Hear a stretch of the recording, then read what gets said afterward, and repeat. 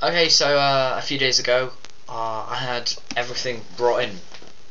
So I'm going to it's going to be an unboxing video of the Yamaha Audiogram 6 computer recording system interface. Basic outline of the box. You know, anything a box would have explaining all the boring instructions and stuff. You just want to open it, rip it apart. I'm going to do that in this video. I'm just going to briefly go over what it has included in it. So it has ports for a condenser mic, a keyboard, headphones, a guitar. It's XLR, as you can see, and jack, guitar jack. I haven't actually opened this yet, so this is the first time. I'll be opening it. Let's rip it open.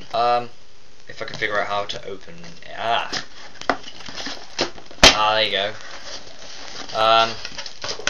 There is Cubase, the recording and mixing software that comes free in the packet, and then it's a giant wefty manual.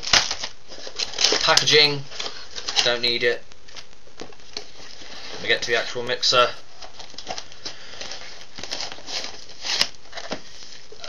Packaging. That was it. They like to keep things light, don't they? There they are.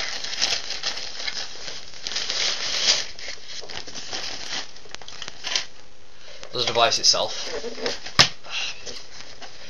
The multi-ports there, XLR and jack, and then you've got the quarter jacks here for headphones.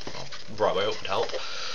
For headphones, direct line in basically. Stereo out. If you ever want to hook up to the back of a stereo, basically, if you've got a big one in your room. Yeah, guitar, got piano port as well. They generally go in the line in, two of them, either size. It's got, for these ports here, the quarter jacks, it's got left and right. So if you're a fan of having it out of different sizes of speaker and would like to go that step further, go for that. Compression, volume, main volume, master volume here. Standard stuff you'd ever find on a big mixer, but in a small interface here. On and off sequence, and then the lights just explaining how a good volume, green and red. Power button, and it is that size, not USB obviously, but it's a USB directly into the computer or laptop. Read out the quick specifications on the back of the box.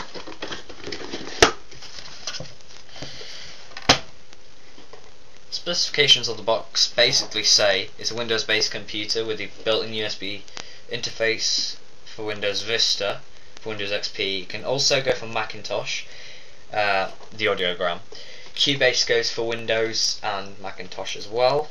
And it's got all the other languages, of course. For Vista, it requires you to have the basics, basically. 1 GHz of an Intel Core or Pentium Celeron processor, and more than 1 GB of RAM, which is whatever Vista computer you'd buy today would have more than that. You'd probably buy Windows 7. For XP computers, 750 MHz, an Intel Core Pentium Celeron, obviously 128 megabytes of RAM. That's all I can say. It was a quick unboxing. I'll say again, they like to pack light, don't they? I'll display another video of going into the Cubase program. I have to learn to it myself. Yeah, I've been using Reason and Audacity just as a side basic program, just to keep me going. That'll take me a while, I expect. New video will probably be up in the next week or so. I've got all the hefty big manual how to plug it up, set it up. Audiogram 6. See you later, guys.